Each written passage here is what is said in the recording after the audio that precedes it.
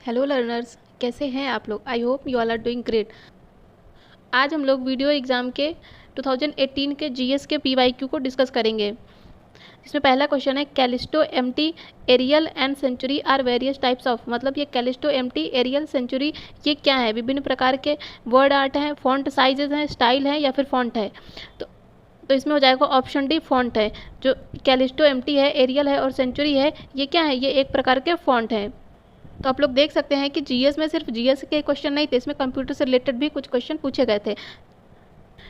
Font की बात करें तो फ़ॉन्ट होता क्या है, ये वर्डों, अक्षरों, संख्याओं और जो प्रतीक होती है इनका पूरा एक सेट ही फ़ॉन्ट कहलाता है।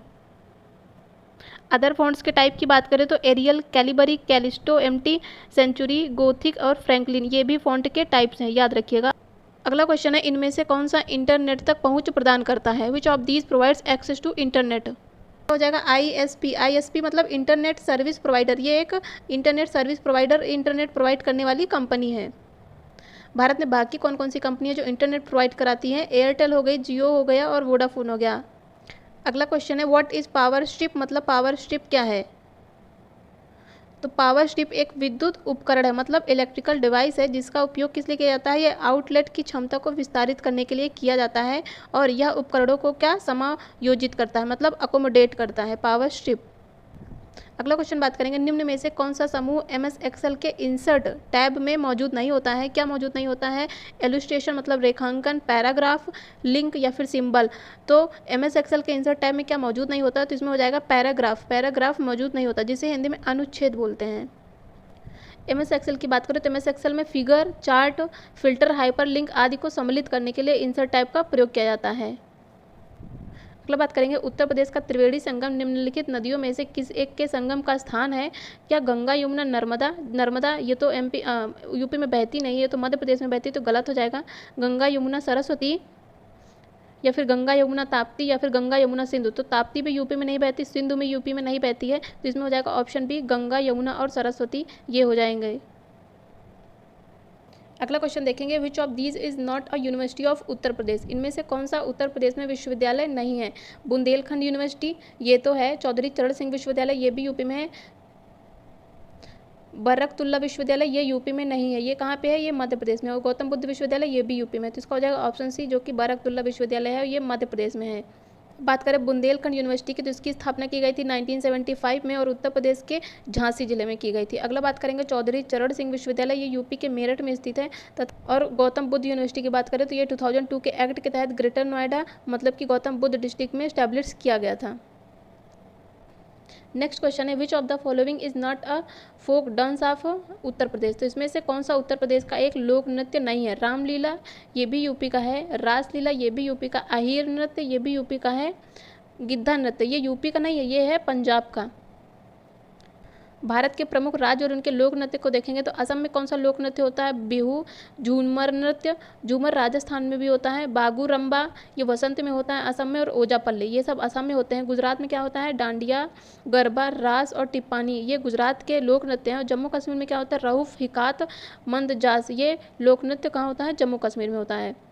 उत्तर प्रदेश ये इंपॉर्टेंट है, यहाँ क्या क्या होता है, यहाँ रामलीला होती है, रासलीला, नौटंकी, अहीर नृत्य, कजरी, छपेली, कर्मा नृत्य, धोबिया नृत्य ये सारे नृत्य यूपी में होते हैं।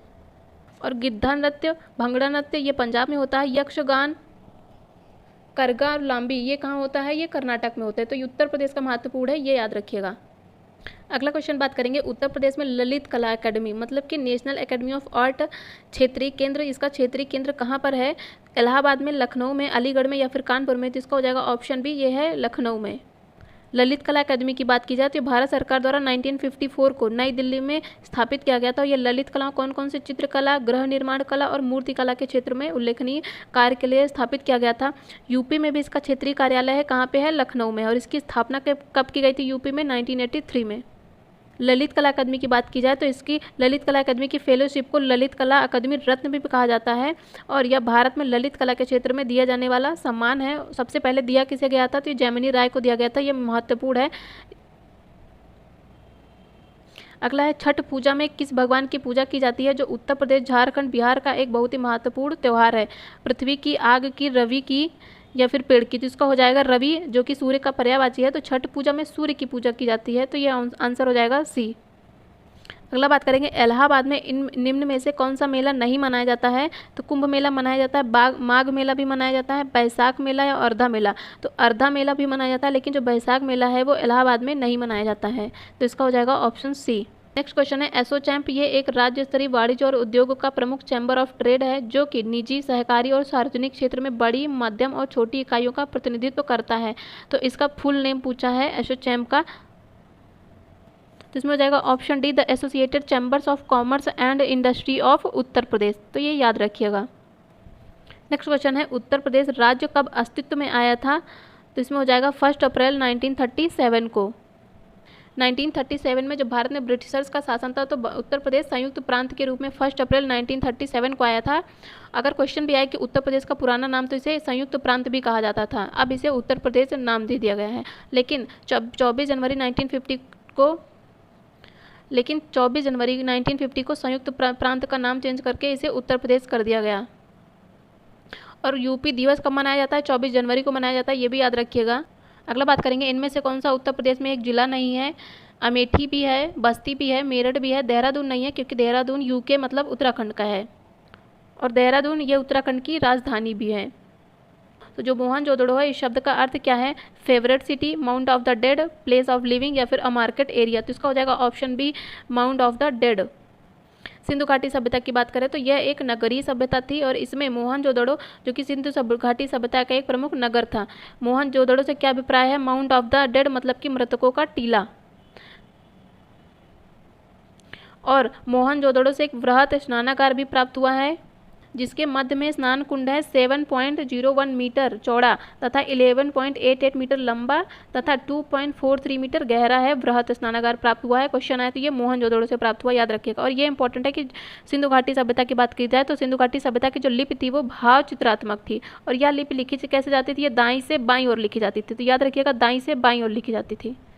अगला क्वेश्चन है सिंधु घाटी सभ्यता के बारे में निम्न में से कौन सा कथन सही है। सही बताना है। जो सिंधु घाटी सभ्यता के लोग थे वो कपास का उत्पादन करते थे, तो ये ऑप्शन सही है। और कपास को सिंधु घाटी सभ्यता के टाइम में सिंडन कहा जाता था। तो क्वेश्चन है सिंडन, ये कपास को कहा जाता था और सिंधु घाटी सभ्यता के लोग जो थे वो कपास का उत्पादन करते थे। तो कपास की खेती का जो प्राचीनतम साक्ष्य है वो सिंधु घाटी सभ्यता से ही मिलता है। जो सिंधु घाटी सभ्यता के हड़प्पा निवासी थे वे कपास के उत्पादन में विश्व में प्रथम स्थान में पाने जाते थे।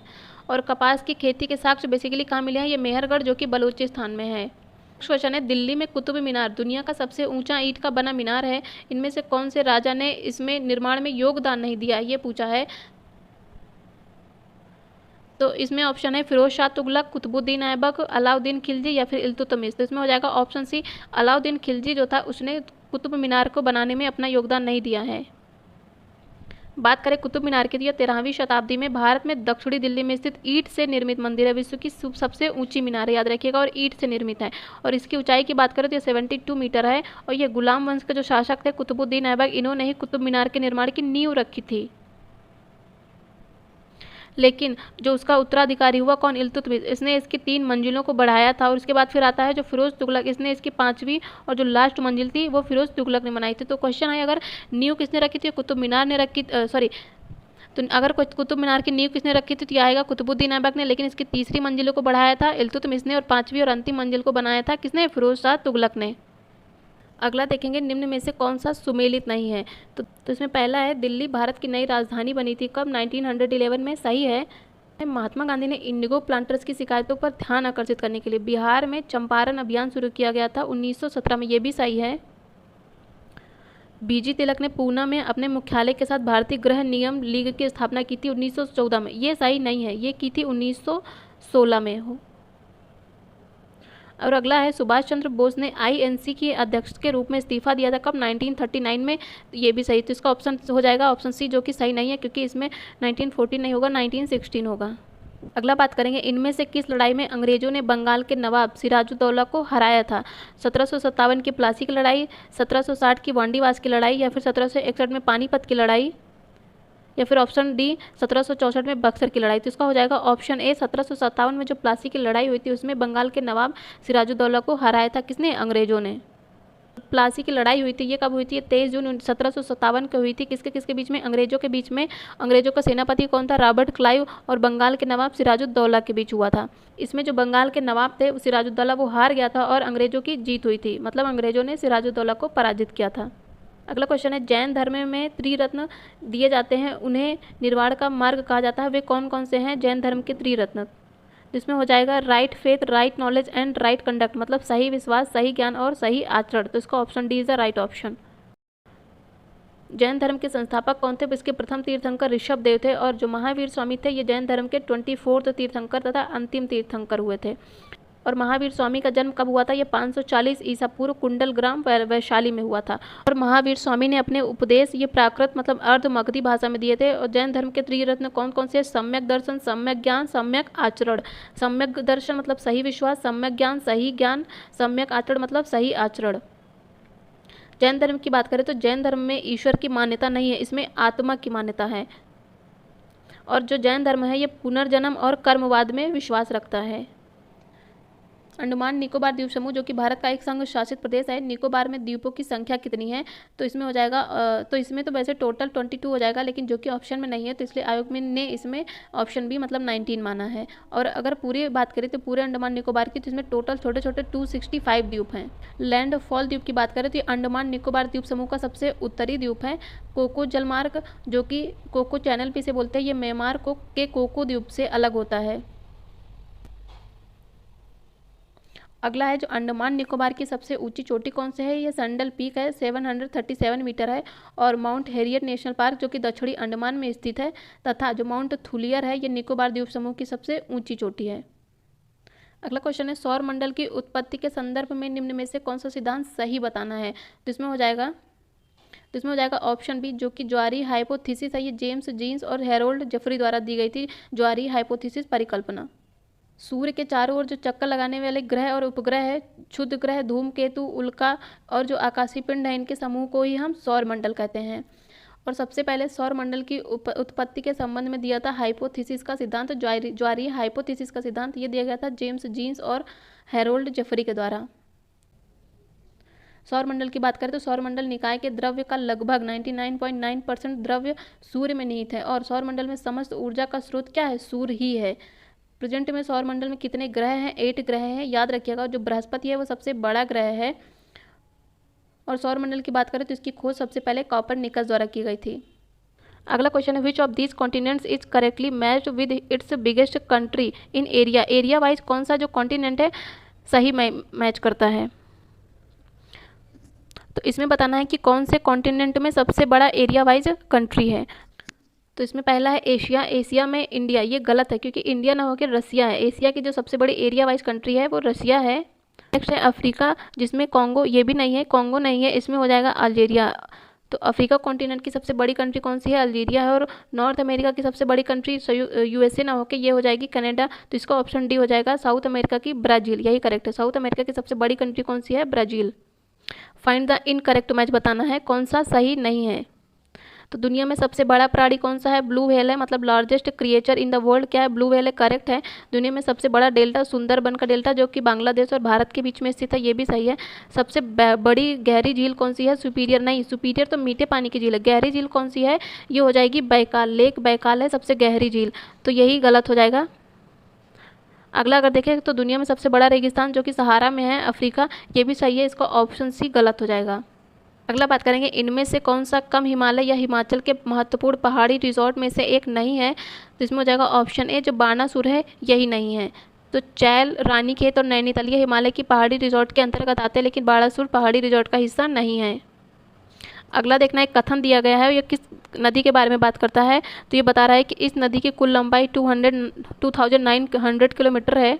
तो ये बता रहा है इस नदी की कुल लंबाई 2900 किलोमीटर, और यह तिब्बत के चेमा योंगडुंग ग्लेशियर से निकलती है, और जहाँ इसे सांगपो भी कहा जाता है। और यह दिहांग नाम के तहत भारतीय क्षेत्र में कहाँ? अरुणाचल में प्रवेश करती है। और इसकी महत्वपूर्ण सहायक कौन कौन सी नदियाँ भी बता रहा है? सुबनसिरी, कामेंग, धनसिरी, मानस, तीस्ता। तो ये कौन सी नदी है ये बताना है। तो पहले तो हम लोग देखेंगे कौन सी नदी चेमा योंगडुंग ग्लेशियर से निकलती है। गंगा गंगोत्री से निकलती है, नर्मदा अमरकंटक से निकलती है। तो इसका ऑप्शन सी हो जाएगा जो कि ब्रह्मपुत्री नदी है, जिसे तिब्बत में सांगपो भी कहा जाता है, और चेमा योंगडुंग ग्लेशियर से निकलती है। और जो ब्रह्मपुत्र नदी है ये बांग्लादेश में पद्मा के नाम से जानी जाती है, और ये गंगा नदी से जब मिलती है तो संयुक्त रूप से इसे मेघना के नाम से बंगाल की खाड़ी में प्रवेश करती है। अगला क्वेश्चन है, भारतीय मानक मेरिडियन जो 5 राज्यों के माध्यम से होकर गुजरता है, निम्न में से कौन सा नहीं है, ये बताना है। आंध्र प्रदेश है, उड़ीसा है, बिहार नहीं है, छत्तीसगढ़ है। तो इसका हो जाएगा ऑप्शन सी। जो भारतीय मानक समय है ये 1 सितंबर 1947 को इसकी स्थापना की गई थी, और जो भारत में 82.5 डिग्री पूर्वी देशांतर रेखा है जो कि प्रयागराज के कहाँ नैनी से होकर गुजरती है, और इसी समय को मानक समय भी माना गया है। जो भारत का मानक समय रेखा है यानी कि ग्रीनविच मीन टाइम है, इससे 82.5 डिग्री पूर्व में स्थित है। इसका मतलब क्या है कि जो भारतीय मानक समय है वो मानक समय ग्रीनविच के मानक समय से कितना आगे है, वो 7.5 मतलब 7.5 घंटे आगे है। और भारतीय मानक समय भारत के किन राज्यों से, 5 राज्यों से होकर गुजरती है, उत्तर प्रदेश, मध्य प्रदेश, आंध्र प्रदेश, छत्तीसगढ़ और उड़ीसा। अगला बात करेंगे, संविधान द्वारा जो विचार की गई लोकसभा इसकी अधिकतम संख्या क्या है, 550, 250, 552, 600। तो इसमें अगर पहले को देखा जाए तो ये हो जाएगा 552, लेकिन अभी एंग्लो इंडियन के मनोनयन समाप्त कर दिया गया है, तो अब इसमें हो जाएगा ऑप्शन ए 550। अगला है, भारत के संविधान के किस संशोधन अधिनियम ने पंचायती राज को एक संवैधानिक निकाय बनाया था, तो इसमें पहला ही ऑप्शन सही है, 73rd अमेंडमेंट 1992 के द्वारा, और 74th अमेंडमेंट आया था जो कि 1994 में, इससे नगर पालिका को संवैधानिक निकाय बनाया गया था। बात करें पंचायती राज की, तो ये भारतीय संविधान के 73rd अमेंडमेंट 1992 के तहत भारतीय संविधान में एक नया भाग, कौन सा, भाग 9 जोड़ा गया था, और अनुसूची कौन सी अनुसूची में है, ये 11वीं अनुसूची में है। और इसे पंचायती राज की बात करें तो ये आर्टिकल 243 के तहत संवैधानिक दर्जा प्राप्त हुआ था। और एक्ट ये प्रभावी कब हुआ था, तो ये एक्ट 24 अप्रैल 1993 को प्रभावी हुआ था, और इसी दिन पंचायती राज दिवस भी मनाया जाता है 24 अप्रैल को। और इसी के तहत जो आर्टिकल 40 है ये व्यवहारिक रूप से ग्राम पंचायतों के गठन की बात करता है। नेक्स्ट क्वेश्चन है, इनमें से कौन सा भारत में पंचायती राज की 3 स्तरीय प्रणाली में से एक स्तर नहीं है। तो नहीं पूछा है। विलेज पंचायत मतलब ग्राम पंचायत ये तो होती है, पंचायत समिति ये भी होता है पंचायत की त्रिस्तरीय प्रणाली में, और जिला परिषद ये भी होते हैं। म्युनिसिपल परिषद मतलब कि नगर परिषद ये नहीं होते, तो इसका ऑप्शन डी सही हो जाएगा, जो कि पंचायत की त्रिस्तरीय प्रणाली में शामिल नहीं है। तो कौन कौन से शामिल है, ग्राम पंचायत, पंचायत परिषद तथा जिला परिषद। और ये पंचायत की त्रिस्तरीय प्रणाली बलवंत राय मेहता मतलब बी आर मेहता के द्वारा दी गई थी 1957 में, तो ये इंपॉर्टेंट है, याद रखिएगा। अगला क्वेश्चन है, इनमें से कौन सा भारतीय संविधान की एक महत्वपूर्ण विशेषता नहीं है, नहीं बताना है। तो it is a written constitution सही है, भारत में एक लिखित संविधान की व्यवस्था है, और यह अनुनेय है मतलब कि इसे संशोधित किया जा सकता है, करेक्ट है, क्योंकि 368 के तहत भारत के संविधान में संशोधन किया जा सकता है, लेकिन यह अनम्य भी है, जैसे कि कुछ भाग में संशोधन नहीं किया जा सकता, ये भी करेक्ट है। अगला बात करते हैं, यह एकल है क्योंकि केंद्र में अधिक शक्ति है, करेक्ट है, लेकिन यह संघीय भी है क्योंकि शक्ति केंद्र और राज्यों के बीच में विभाजित है, तो ये तीनों सही हैं। अगला देखेंगे, इसे मतलब भारत के संविधान को जो राज्य के राज्यपाल हैं और सांसद और विधायकों के परामर्श से इन्हें संशोधित किया जा सकता नहीं, ये सही नहीं है, क्योंकि भारत के कॉन्स्टिट्यूशन में अमेंड करने की शक्ति पार्लियामेंट को है, संसद को है, ना कि राज्य के राज्यपाल को। तो भारत के संविधान में भाग 20 आर्टिकल 368 संशोधन का प्रावधान करता है, और ये शक्ति संसद को दी गई है। नेक्स्ट क्वेश्चन है, इनमें से कौन सा कारक नहीं है जो भारतीय संविधान के निर्माण में योगदान नहीं देता। तो इसमें से बताना कौन सा जो भारतीय संविधान के निर्माण में योगदान नहीं देता है। तो औद्योगिक क्रांति, ब्रिटेन में संसदीय लोकतंत्र, रूस में समाजवादी क्रांति, और अमेरिका में अधिकारों का विधेयक। तो इसमें ये तीनों तो भारत के संविधान में के निर्माण में अपना योगदान देते हैं, लेकिन ऑप्शन ए जो कि इंडियन रेवोल्यूशन मतलब कि औद्योगिक क्रांति, ये भारतीय संविधान के निर्माण में अपना योगदान नहीं देता, तो इसका हो जाएगा ऑप्शन ए। अब हम बात करते हैं ब्रिटेन और अमेरिका और रशिया से हमारे भारत में क्या क्या बोरो किया गया है।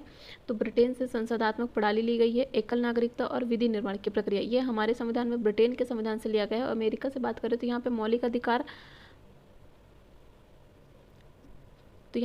अधिकार, न्यायिक पुनर्वलोकन की व्यवस्था, संविधान की सर्वोच्चता, न्यायपालिका की स्वतंत्रता, राष्ट्रपति का निर्वाचन और राष्ट्रपति पर महाभियोग, उपराष्ट्रपति, उच्चतम एवं उच्च न्यायालय के जो न्यायाधीश हैं इनके हटाने की जो प्रक्रिया है, और वित्तीय आपात, ये सारी चीज़ें हम लोगों ने अमेरिका के कॉन्स्टिट्यूशन से ली है। और रसिया की बात करें तो रूस से मौलिक कर्तव्य लिए गए हैं, और न्याय का सिद्धांत कौन कौन से न्याय, सामाजिक और आर्थिक और राजनीतिक न्याय, ये लिया गया है रूस से।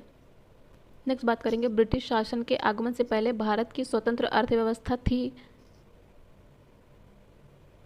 ब्रिटिश शासन के आगमन से पहले क्या था कि भारत एक स्वतंत्र अर्थव्यवस्था थी। उस समय जो ब्रिटिश आगमन के पहले की बात कर रहा है, निम्न में से कौन सा प्रमुख व्यवसाय नहीं था? कृषि, एग्रीकल्चर ये तो प्रमुख था, हैंडक्राफ्ट हस्तशिल्प ये भी था, और कंस्ट्रक्शन मतलब निर्माण कार्य ये भी था। तो इसमें जो टूरिज्म है ये ब्रिटिशर्स के आने के पहले भारत का प्रमुख व्यवसाय नहीं था, तो इसका ऑप्शन डी करेक्ट हो जाएगा। नेक्स्ट है 1991 की नई उदार आर्थिक नीति के परिचय के साथ ही भारतीय अर्थव्यवस्था ने इसके अलावा निम्नलिखित सभी के माध्यम से मौजूदा आर्थिक समस्याओं को संबोधित किया था। तो इसमें से नहीं पूछा है के अलावा मतलब कि किसके माध्यम से किया था, इसके मतलब कि किसके माध्यम से नई आर्थिक समस्याओं को संबोधित नहीं किया था पूछा है। तो जो भारत में 1991 का नई आर्थिक नीति आई थी, इसमें वैश्वीकरण मतलब ग्लोबलाइजेशन, प्राइवेटाइजेशन निजीकरण और लिबरलाइजेशन मतलब एलपीजी रिफॉर्म लाए थे। तो इसमें इंडस्ट्रियलाइजेशन नहीं हुआ था, इसके माध्यम से जो आर्थिक समस्या थी उसको संबोधित नहीं किया जाता था। तो इसमें कौन कौन सा था? एलपीजी मतलब ग्लोबलाइजेशन, प्राइवेटाइजेशन और लिबरलाइजेशन। तो इसका ऑप्शन एक करेक्ट हो जाएगा। नेक्स्ट बात करेंगे, कुछ भारतीय अर्थशास्त्री ब्रिटिश शासन के दौरान भारत की राष्ट्रीय आय का मूल्यांकन करने का प्रयास करते थे। निम्न में से कौन से अर्थशास्त्री नहीं थे? तो इसमें पूछा है भारत की जो राष्ट्रीय आय का मूल्यांकन करने का प्रयास किन्होंने नहीं किया? तो दादा भाई नौरोजी, ऑप्शन ए है दादा भाई नौरोजी, इन्होंने तो किया था सबसे पहले। नेक्स्ट है VK राव, ये भी सही है। RC देसाई, इन्होंने भी किया था। लेकिन इसके प्रशांत चंद्र महालनोबिस मतलब PC महालनोबिस, इन्होंने जो है भारत की राष्ट्रीय आय का मूल्यांकन करने का प्रयास नहीं किया था। तो इसका ऑप्शन डी करेक्ट हो जाएगा। PC महालनोबिस की बात करें तो ये एक भारतीय वैज्ञानिक और सांख्यिकीविद थे, और जो भारत की सेकंड 5 ईयर प्लानिंग मतलब दूसरी पंचवर्षीय योजना आई थी, उनमें इनके योगदान के कारण ही माना जाता है। तो जो दूसरी पंचवर्षीय योजना है उसे PC महालनोबिस मॉडल भी कहा जाता है। अगला क्वेश्चन है, इनमें से कौन सा बैंक और उनकी जो टैग लाइन है, बैंक और उनकी टैग लाइन के बारे में असंगत मतलब गलत बताना है। इसमें पहला है स्टेट बैंक ऑफ इंडिया की टैगलाइन क्या है? A banker to every, correct है। पंजाब नेशनल बैंक, बढ़ती का नाम जिंदगी, ये नहीं है, इसका है, इसकी टैगलाइन है the name you can bank upon. अगला है कोटक महिंद्रा बैंक, इसकी टैगलाइन क्या है? लेट्स मेक मनी, ये भी करेक्ट है। तो इसका ऑप्शन भी ही सुमिलित नहीं है, इनकरेक्ट है। पंजाब नेशनल बैंक जिसका बढ़ती का नाम जिंदगी नहीं है। अगला भी याद कर लेंगे, देना बैंक का क्या है? Trusted family bank. बाकी बैंक के हम लोग देखेंगे, साथ ही हम लोग भारत के कुछ इंपॉर्टेंट बैंक और उनकी टैगलाइन को भी याद करेंगे। SBI का क्या है? The banker to every Indian. Kotak Mahindra bank का क्या है? Let's make money simple. Dena bank की बात करें तो ये ट्रस्टेड फैमिली बैंक, और पंजाब नेशनल बैंक की बात करें तो the name you can bank upon. Punjab national bank की बात करें तो the name you can bank upon. Indian bank your own bank. RBI की बात करें तो ये डेवलपिंग बैंकिंग है, और बैंक ऑफ बड़ौदा की बात करें तो इंडियाज इंटरनेशनल बैंक है। तो ये इंपॉर्टेंट है, याद रखिएगा सभी टैगलाइन को। नेक्स्ट क्वेश्चन है, गांधी जी के गांव सर्वोदय के आदर्श ने बताया कि आदर्श गांव को कुछ शर्तों को पूरा करना होगा। इनमें से क्या गांधी जी के जो आदर्श गांव की शर्तों में से क्या नहीं है? नहीं बताना है हमें। पहले तो था कि the caste system should be abolish मतलब जाति व्यवस्था को समाप्त करना चाहिए, ये तो था गांधी जी की शर्तों में। और भाईचारे की भावना विकसित करने के लिए पूजा का स्थान एक दूसरे के बगल में बनाया जाना चाहिए। इसमें धर्मशाला और एक छोटा डिस्पेंसरी होना चाहिए, ये भी था। और यह भोजन और कपड़ों के मामले में आत्मनिर्भर होना चाहिए। तो इसमें इनमें जो ऑप्शन बी है यही गांधी जी के आदर्श गांव की शर्तों में नहीं था, बाकी A, C, D ये तीनों थे। तो इसका ऑप्शन बी करेक्ट हो जाएगा। नेक्स्ट क्वेश्चन है, 21वें राष्ट्रमंडल खेलों 2018 में हुआ था, इसका आदर्श वाक्य क्या था? ये क्वेश्चन अभी तो इंपॉर्टेंट नहीं है, लेकिन इसे ये याद रखिएगा कि राष्ट्रमंडल खेलों मतलब 2018 से लेकर 23 के बीच में स्पेशली जितने भी खेल हुए हैं उनसे इंपॉर्टेंट क्वेश्चन आ सकते हैं, तो ये याद रखिएगा। तो 2018 का आदर्श वाक्य क्या था? तो इसमें हो जाएगा शेयर द ड्रीम। जो शेयर द ड्रीम था ये 21वें राष्ट्रमंडल खेल थे, उनका आदर्श वाक्य था। और 2022 में 22वें राष्ट्रमंडल खेल का आयोजन कहाँ किया गया था? ब्रिटेन के बर्मिंघम में। ये जुलाई अगस्त के बीच में किया गया था। ये बहुत ही ज़्यादा महत्वपूर्ण है। 2022 के राष्ट्रमंडल खेल बहुत ही ज़्यादा महत्वपूर्ण हो जाते हैं, तो यहाँ से क्वेश्चन आने की पूरी संभावना है, याद रखिएगा। उबेर कप से पूछा है, उबेर कप जिसे कभी कभी महिलाओं का वर्ल्ड टीम चैंपियनशिप भी कहा जाता है, यह एक प्रमुख अंतर्राष्ट्रीय बैडमिंटन प्रतियोगिता है जिसमें महिलाओं की राष्ट्रीय बैडमिंटन टीमों के द्वारा भाग लिया जाता है। किस टीम ने उबेर कप 2018 जीता है? तो ये भी याद रखिएगा, खेलों में उबेर कप मतलब जितने भी खेल हुए हैं इंपॉर्टेंट हैं। तो इसमें पूछा उबेर कप 2018 कौन जीता है? जिसमें हो जाएगा जापान जीता है 2018 का उबेर कप। अगला कब हुआ था? ये 2020 में हुआ था। उबेर कप का आयोजन कहाँ हुआ था? आरहूस में हुआ था, डेनमार्क में आयोजित किया गया था, याद रखिएगा। तो 2022 का जो उबेर कप हुआ था ये बैंकॉक में हुआ था, याद रखिएगा। और इसका विजेता कौन रहा है? तो इसका विजेता था साउथ कोरिया। जो 2018 में हुआ था उसमें जापान जीता था, लेकिन 2022 में साउथ कोरिया जीता है, तो इंपॉर्टेंट हो जाता है, याद रखिएगा। और जो पीछे हम लोगों ने पढ़ा राष्ट्रमंडल खेलों की, तो 2022 में जो हुआ था 22वें राष्ट्रमंडल खेल कहाँ हुए थे? ब्रिटेन के बर्मिंघम में हुए थे। साथ ही इसका आदर्श वाक्य क्या था? तो याद रखिएगा, सभी के लिए खेल, सभी के लिए खेल, ये 22वें राष्ट्रमंडल खेल का आदर्श वाक्य था। 2018 में पूछा गया है, तो 2022 में संभावना है, इसलिए याद रखिएगा। नेक्स्ट क्वेश्चन है, इनमें से कौन सा सही नहीं है? सही नहीं है पूछा है। तो एक्सरसाइज है कौन से देशों के बीच में होती है? पासिक्स है पहला, जो भारत और इंडोनेशिया के बीच में एक नौसेना अभ्यास है, करेक्ट है। नेक्स्ट है कॉर्पेट, ये समन्वित पेट्रोल भारत और पाकिस्तान के बीच एक वार्षिक अभ्यास है, ये गलत है क्योंकि ये भारत और पाकिस्तान ना होकर भारत और इंडोनेशिया के बीच में होता है, तो इसका ऑप्शन भी हो जाएगा, जो कि गलत है। साथ ही हम लोग इंपॉर्टेंट एक्सरसाइज के बारे में डिस्कस करेंगे। तो पहला है स्लीनेक्स, ये किसके किसके बीच में होता है? इंडिया श्रीलंका के बीच में होता है, नौसैनिक अभ्यास है। पासिक्स की बात करेंगे तो ये इंडिया और इंडोनेशिया के बीच में होता है, ये भी नौसैन्य अभ्यास है। समन्वित पेट्रोलियम अभ्यास कौन सा है? कॉर्पेट, ये भी इंडोनेशिया और भारत और इंडोनेशिया के बीच में होता है, ये भी नौसैन्य अभ्यास है। अगला बात करेंगे मालाबार, ये इंडिया, जापान और अमेरिका, 3 देशों के बीच में होता है, ये नौसैन्य अभ्यास है। अगला इंद्र, ये भारत और रसिया के बीच में होने वाला, इसमें तीनों सेनाएं शामिल होती है, जल थल और वायु की सेना। सूर्य किरण, ये भारत और नेपाल के बीच में होता है, थल सैनिक अभ्यास है। साथ ही बात करेंगे सिम्बैक्स, ये भारत और सिंगापुर के बीच में नौसैन्य अभ्यास है। और रेड फ्लैग, ये भारत और अमेरिका के बीच में होता है, वायुसैनिक अभ्यास है। नेक्स्ट क्वेश्चन है, नीचे कुछ महत्वपूर्ण घटनाएं और तिथियां हैं जिन्हें 2018 में मनाया गया, इनमें से कौन सा सही नहीं, इनकरेक्ट बताना है। तो डे और डेट है, तो डे और डेट है। पहले बात करेंगे इंटरनेशनल योगा डे की, ये 21 जून को मनाया जाता है, करेक्ट है। वर्ल्ड हेल्थ डे 7 अप्रैल को मनाया जाता है, ये भी करेक्ट है। वर्ल्ड अर्थ डे मतलब विश्व पृथ्वी दिवस 22 अप्रैल को मनाया जाता है। और अंतर्राष्ट्रीय जैव विविधता दिवस ये 1 मई को नहीं, ये 22 मई को मनाया जाता है, तो इसका ऑप्शन डी जो कि गलत हो जाएगा। 1 मई को क्या मनाया जाता है? तो 1 मई को लेबर डे मनाया जाता है। तो हम लोग बाकी कुछ दिवस को डिस्कस करेंगे, जैसे कि विश्व हीमोफीलिया दिवस, ये 17 अप्रैल को मनाया जाता है। और विश्व जल दिवस 22 मार्च को। अंतर्राष्ट्रीय मानवाधिकार दिवस 10 सितंबर को। विश्व जनसंख्या दिवस 11 जुलाई को। विश्व शरणार्थी दिवस 20 जून को। साथ ही 16 सितंबर को मनाया जाता है ओजोन दिवस, तो ये याद रखिएगा, ये भी महत्वपूर्ण है। और 5 जून को क्या मनाया जाता है? 5 जून को विश्व पर्यावरण दिवस मनाया जाता है। नेक्स्ट है मार्च 2018 में भारत में पहला मेगा फूड पार्क का उद्घाटन किया गया, या निम्न में से किस स्थान पर स्थित है?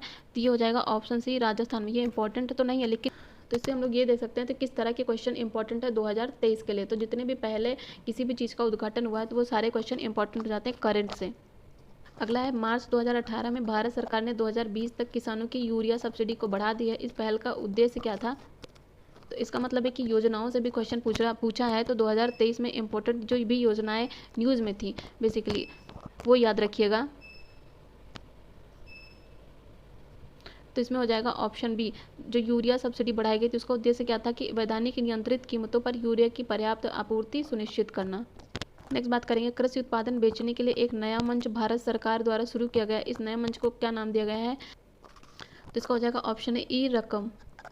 अगला है भारत सरकार की कृषि उत्पादन के मौजूदा 10% से भारत में खाद्य प्रसंस्करण क्षेत्र की क्षमता को 3 गुना करने की योजना बना रही है। और देश के जो मेगा फूड पार्क है उनके लिए 6,000 करोड़ रुपए का निवेश किया गया है।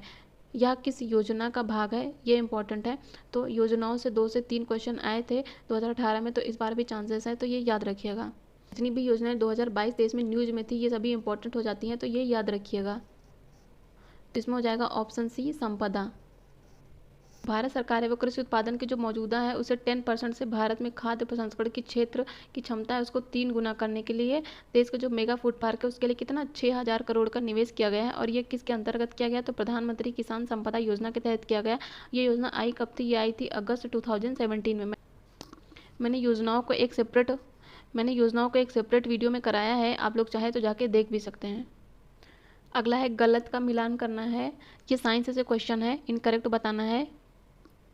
तो जो फाउंटेन पेन है उसके खोजकर्ता कौन थे? तो लुइस एडिसन वाटरमैन, करेक्ट है। नेक्स्ट है अमीटर, इसके खोजकर्ता कौन थे? जैकराइज जेनसन, ये करेक्ट नहीं है। जैकराइज जेनसन ये अमीटर के ना हो गए, ये सूक्ष्मदर्शी के खोजकर्ता थे, तो इसका ऑप्शन बी ही गलत हो जाएगा। साथ ही हम लोग बाकियों को भी डिस्कस करेंगे। तो फाउंटेन पेन है, इसकी खोजकर्ता कौन है? Lewis Edison Waterman. बैरोमीटर ये इवान गोलिस्ता टॉर्सेली हैं। और एनिमेशन तो ये एमिल रेनोड द्वारा खोज की गई थी इसकी। जो सूक्ष्मदर्शी है इसकी खोज की गई थी जैकरियस जॉनसन के द्वारा। टेलीविजन जेएल बेयर्ड के द्वारा। ग्रामोफोन थॉमस एल्वा एडिसन से के द्वारा खोज की गई थी। साथ ही जो टेलीफोन है ये ग्राहम बेल के द्वारा खोज की गई। तो ये सभी महत्वपूर्ण है, याद रखिएगा। अगला क्वेश्चन है सही मिलान करना है, मतलब identify the correct match. Microwave की खोज किसके द्वारा की गई थी? पर्सी स्पेंसर के द्वारा। इसका पहला ही करेक्ट है। साथ ही बाकियों को देखेंगे हम लोग। माइक्रोवेव ओवन की खोज की गई थी, ये पर्सी स्पेंसर के द्वारा। ट्रांसफार्मर की खोज की गई थी माइकल फैराडे के द्वारा। बैटरी की खोज की गई थी एलेसेंड्रा वोल्टा के द्वारा। और वर्नियर जो कैलिपर्स है इसकी खोज की गई थी पियरे वर्नियर के द्वारा।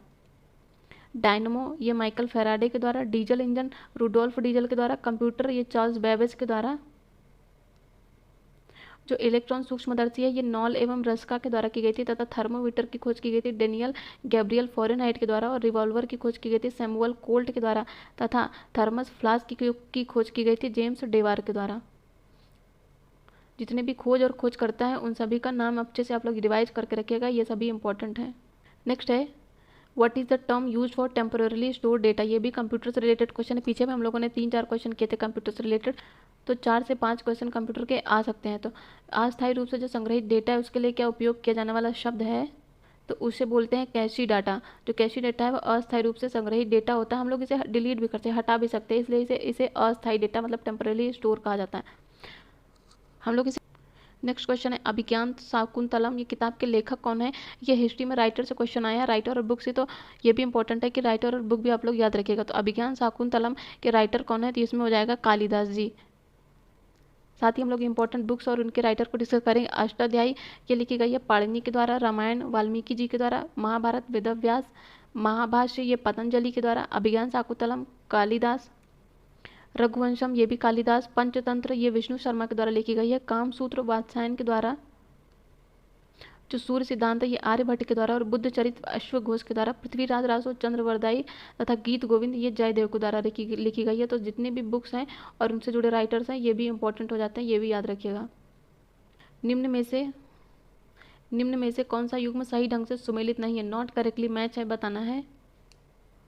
अ बंच ऑफ ओल्ड लेटर्स किसकी है? जवाहरलाल नेहरू की है, करेक्ट है। A brief history of time Albert Einstein ये नहीं है, इसके अल्बर्ट आइंस्टीन ने ये है स्टीफन हॉकिंस की, तो इसमें यही गलत हो जाएगा। साथ ही हम लोग बाकियों को भी डिस्कस करेंगे। तो a bunch of old letters ये जवाहरलाल नेहरू की है। A brief history of time Stephen Hawkins की है। अ मिडसमर नाइट्स ड्रीम ये किसकी है? विलियम शेक्सपियर की है। और contribution to the critique of the politic economy ये किसकी है? कार्ल मार्क्स की है। तो बुक्स से रिलेटेड भी 3 से 4 क्वेश्चन आए हैं, याद रखिएगा। और 3 से 4 ही क्वेश्चन कंप्यूटर से भी आए हैं, तो ये सभी महत्वपूर्ण है, याद रखिएगा। ये हम लोगों के पुराने पेपर्स के एनालिसिस थे। साथ ही हम लोग पुराने 1-2 और पेपर्स को डिस्कस करेंगे, फिर हम लोग नए क्वेश्चन की प्रैक्टिस भी करेंगे।